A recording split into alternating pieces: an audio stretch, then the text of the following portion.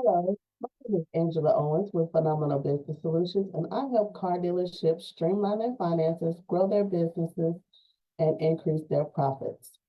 So today, what I want to discuss with you is about how to do your internal audit. Some people hire somebody from outside to come in and do their audits, but this is something that you can actually do yourself. And you can at least do this at least once a year, maybe twice a year. So I'm going to go through the process.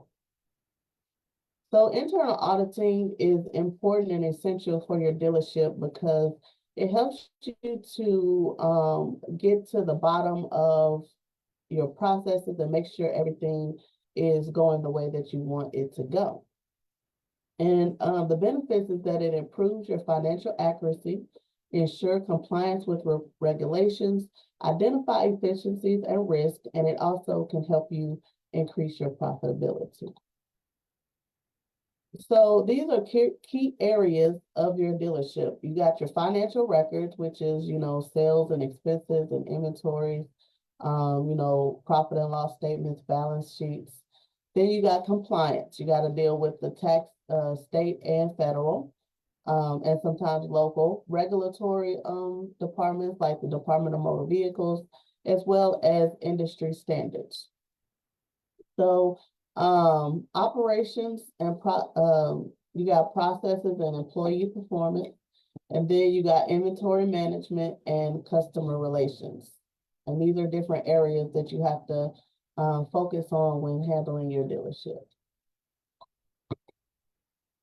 And then to plan your audit, you want to set clear objectives and identify the scope of the audit, assign roles and responsibilities, determine the timeline, and gather necessary documents to get ready for the audit.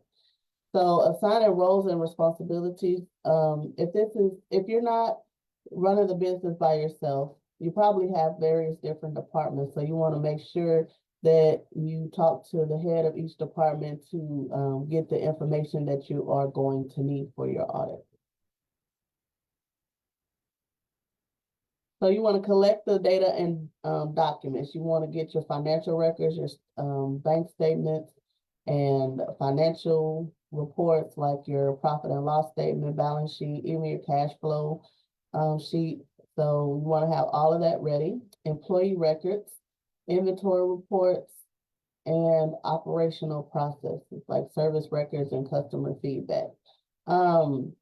There's different survey options that you can have, like SurveyMonkey, so that you can send those out to all of your customers and kind of have a clean form to look at what people are saying, good and bad. And that's going to help you with the operational processes as well. And then you want to perform the audit.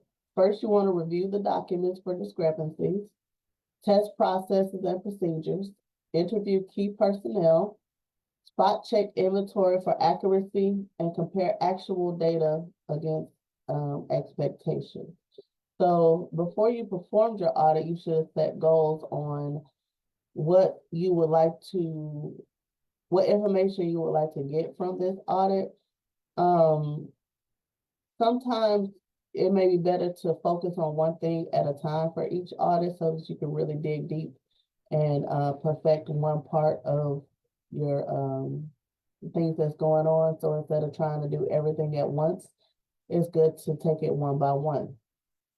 And reviewing your documents for discrepancies, if you're looking at your financial statements month over month or year over year, and you noticing that some things are inflated, you can double down and see what's going on and if you need to change up some things.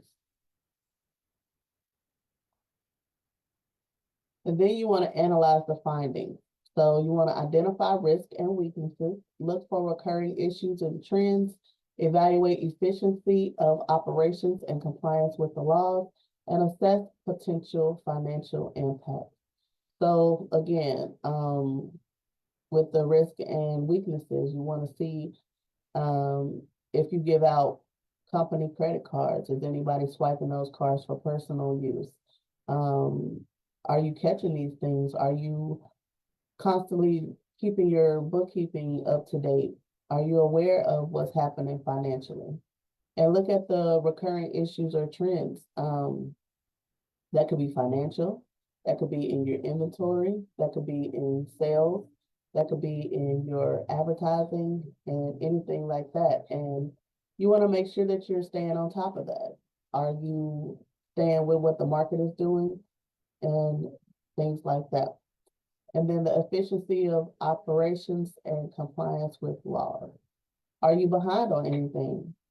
Um, are you able to keep your bookkeeping up to date without having to wait till the end of the month and catch everything up, or wait till the end of the year or whatever like that? So you want to kind of streamline the process so that all of that stuff can be readily available for you. And then the potential financial impacts, like I mentioned, if you have credit cards out there, um, that your employees are using, are you double checking to make sure they're not using them for personal use?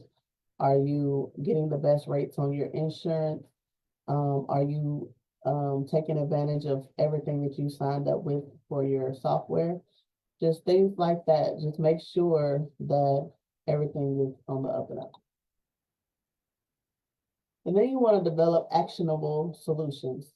So you want to address the discrepancies and errors, recommend process improvements, propose compliance training or updates, implement inventory tracking systems, and set deadlines for corrective actions. So if after your audit, you find out that there's a lot of things that's out of whack, pick one thing, set a timeline for a certain thing to have been done. You don't have to fix it all the way unless it's something simple. But if it's something that you know that it's going to take a lot of time for it to get all the way that you want it, take it off piece by piece and see what you're able to accomplish and around what amount of time. And you want to do short-term and long-term goals in fixing that, because it can get very overwhelming if it's going to take you 2 years for it to be in the most optimal situation. But it may be like you could take 2 or 3 months to just get the first thing done. So give yourself some grace, but once you do your audit, you can at least start seeing how to make improvements and start working on that. Then you want to report the results and follow up. So summarize your audit findings, share key insights with key stakeholders, create an action plan with deadlines, and schedule follow-up audits to ensure progress. So that's kind of what I mentioned as well, like, create a plan, get it going so that you're moving in the right direction. If it's something that can't be fixed right away, at least make sure that you're making progress, and do another audit after 6 months or a year so that you can see how much you have improved since you started doing your audit. So this is really going to help you to keep a healthy business going and keep your business in business and keeping it profitable, because it's not good if everything is coming out to a zero or negative. So here's some best practices. You want to regularly schedule internal audits, continuously update processes and procedures, train your staff to support audit objectives, keep up with industry regulations and trends, and monitor financial health and operations year-round. In the dealership industry, these states change these rules on a regular basis. And in Texas, you barely get to know because they just put it on the website, so they assume that you're just gonna be checking the website every day. So just check up and keep up with the industry regulations and trends. When your state offers training, make sure that you attend or have someone that is really good at taking notes to attend so that they can bring the information back to you.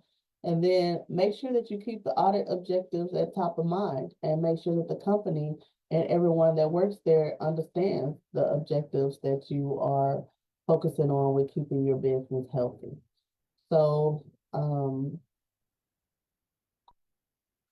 in conclusion, The recap is that internal audits are crucial for dealership success, and your benefit is increased efficiency, profitability, and compliance.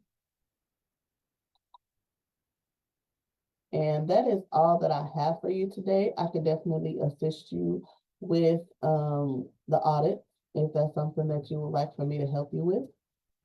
It won't be an official CPA audit because at this time I am currently not a CPA, but I could definitely help you go through everything and see what is stunting your growth and things that you can change in your dealership.